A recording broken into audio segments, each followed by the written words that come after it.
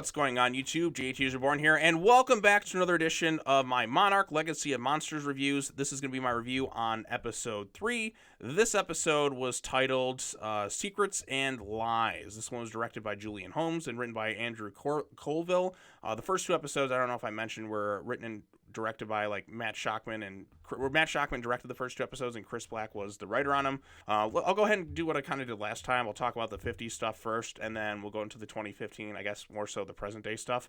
But overall consensus, I thought this was a really fun episode. I mean, Kurt Russell, man, I knew he was going to be awesome in this thing, but I feel like by the end of this series, Shaw's going to end up becoming the best human character in the Monsterverse. He will be cemented as that, because like I said, Wyatt plays him really well, but it's Kurt Russell. I mean, how can you not like the guy? He is one of the coolest actors of all time. He's awesome in everything he's in. Certain actors just elevate everything, and Kurt Russell, he really brings the charisma, he brings the sense of fun, he brings that humor, that likability. Like I said, he's got that Kurt Russell cool and charm to him.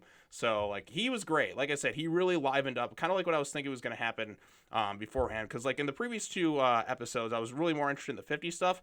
But now that you've added Kurt Russell into it, he really helped elevate the present-day stuff. Because, like I said, the actors in the new stuff, the more present-day timelines were pretty good. But, like I said, adding in Kurt Russell, he really brings the fun to the series and oozes charisma, and he's got his own motivations and stuff going on there. So I guess I'll start with the 50 stuff, and then we'll move into the present day stuff. So so the end of the last episode, episode 2, was kind of the whole Lawton thing. We had Shaw, Randa, and Kiko. This was kind of their first meeting of the three of them together, and they discover the Lawton. Shaw saves their lives and kind of gets them out of there, and it ended with the Ion Dragon kind of roaring in that. And then now we're jumping ahead 2 years later to 1954 to the Bikini Atoll stuff. So I am a little disappointed that we kind of just skipped over to what was happening. That last episode on a cliffhanger, I was like, ooh, how is this going to wrap up? How is this going to kind of factor in going forward? But we never really got an explanation of that. We're kind of jumping ahead to Bikini Atoll. And like I said, there's kind of a disappointment in that because I wanted to see more of the Iron Dragon. But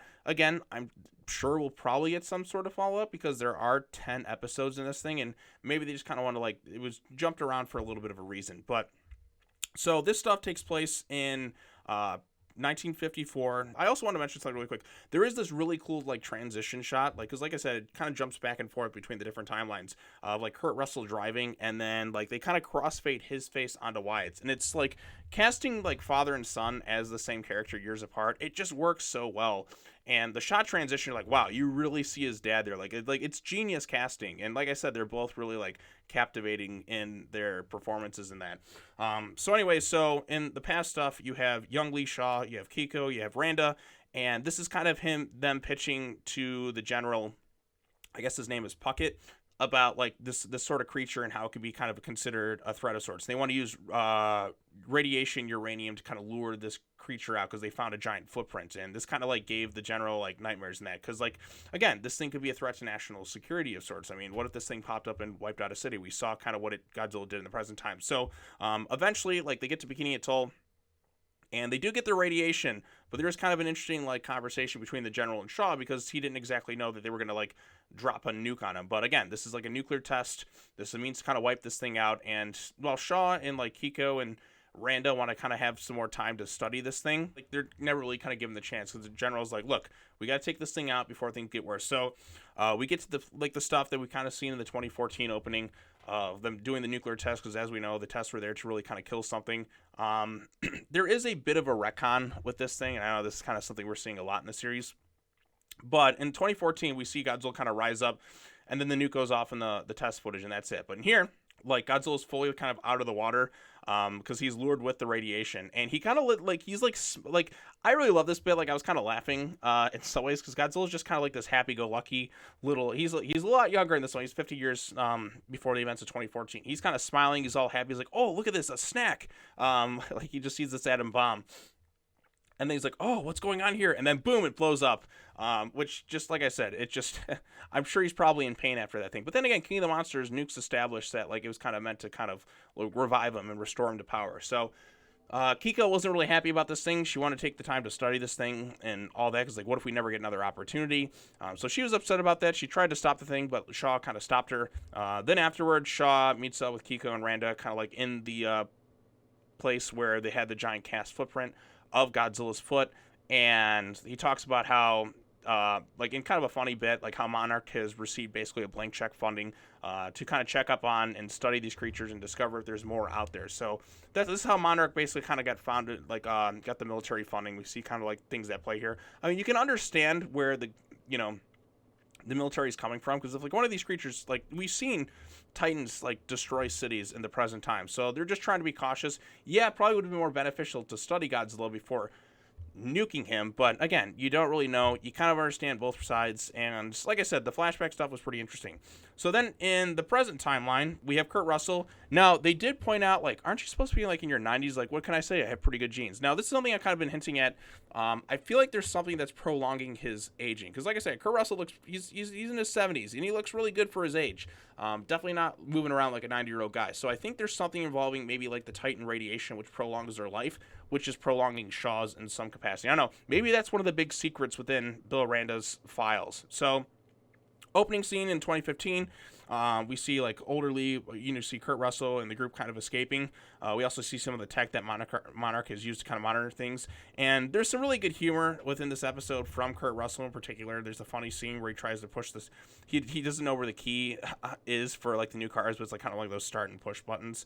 And there was, like I said, there's a really cool transition shot from Kurt to Wyatt, and you see like just why casting the both of them like as the older and younger versions works so well. Like I said, Kurt Russell, he's the main standout of this episode. He's just the king of cool, and I'm really glad to see him in the show. And I feel like by the end of this series, Lee Shaw will be cemented as the best character within the Monsterverse if they kind of keep along this path. But, I mean, like I said, they've had an interesting human storyline with interesting characters unfolding in this thing.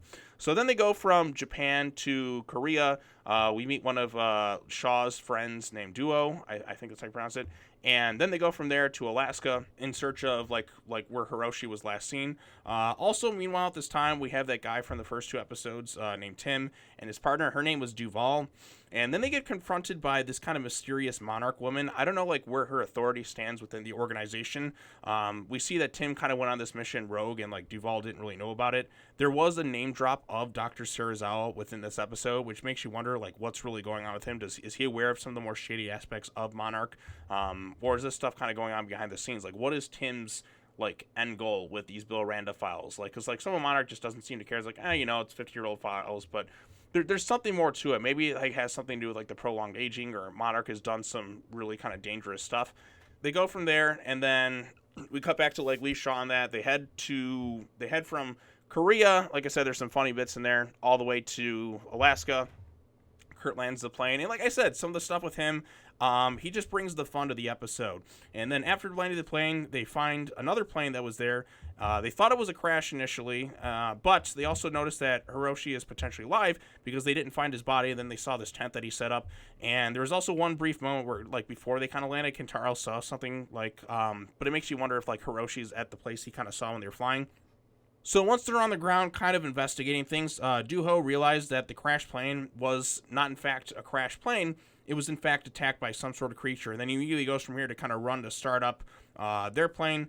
But when he does, like, this new Titan, which I guess is known as the Frostvark Titan, it has a pretty cool looking design, shows up and destroys the plane. Like, it uses like its freeze powers, like he's Mr. Freeze and Batman and Robin, and just kind of shatters the plane, and it kind of ends on that bit of a cliffhanger there. So, and it was a pretty fun, exciting episode. So, other things to kind of notice, like Bill Aranda, I guess, is the first person to see Godzilla and Kong. Why he didn't really mention this in Skull Island's boundary, but again, like I said, there's a lot of kind of retconning and stuff. Like, some things fit well, and then other things are just slight tweaks in here. But I guess I'm going to go by like Evil Dead logic, where the movies, like, they follow like the same continuity, but there's always kind of tweaks to like things that sort of happen. You just kind of have to roll with the punches, I guess. But anyways, the cliffhanger ending did kind of frustrate me a bit, because like now I'm like, dang it, I really want to see the next episode. So I'm going to have to wait till next week, I guess, after I see Godzilla -1 in theaters. So that'll be like the next Godzilla thing I see. So I'm excited about like seeing that thing. There are some things where I like the timeline jumps in the past can be a bit jarring at times. I was a bit bummed out. We did skip out on the Iron Dragon stuff. I wish we could have seen a little bit more of that before we got into the Bikini Atoll testing stuff.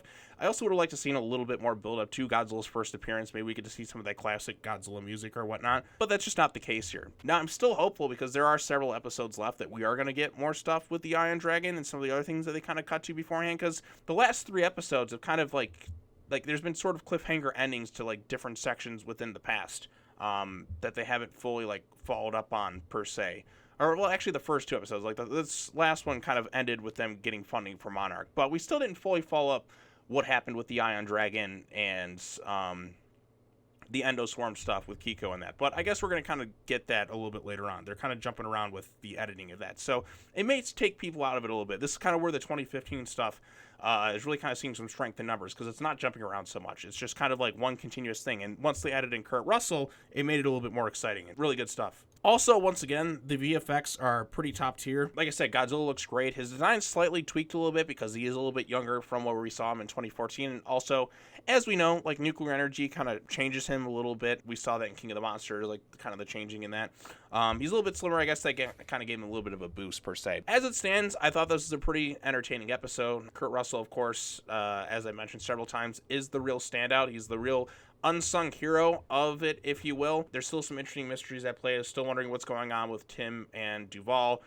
Still think there's something going on with Shaw's aging that's kind of prolonging it, because like I said, it's not just good genes. I mean, they kind of like made 2 obvious mentions to like his like looking younger per se. So there's more at play here, if you will. And plus, like I said, I'm wondering how they're going to get out of the situation with this Frostvark Titan thing and like this kind of like crazy stuff there. And I wonder if I know we're gonna see more Godzilla, because like we saw some clips in the trailer of him kind of coming out of the ground like Mothra vs. Godzilla. As it stands, I thought this was a pretty fun episode. It does end a bit abruptly, which kind of ticked me off because I really want to get to the 4th episode now. But I mean, as it stands, I'm really enjoying Monarch Legacy of Monsters. I thought the 2015 stuff like really took a big leap forward now that they added like Kurt Russell more into the forefront of the story. I know I have to keep mentioning him time and time again, but I'm a huge Kurt Russell fan, and like I said, his performance is fantastic. And like the stuff with Kate too, like you really understand where she's coming from. There's a bit of frustration, but we also get some nice moments between her and Kentaro. We get to see like where May's at with her character. But like I said, the standout this episode was Kurt Russell. But like I said, there's some good stuff here.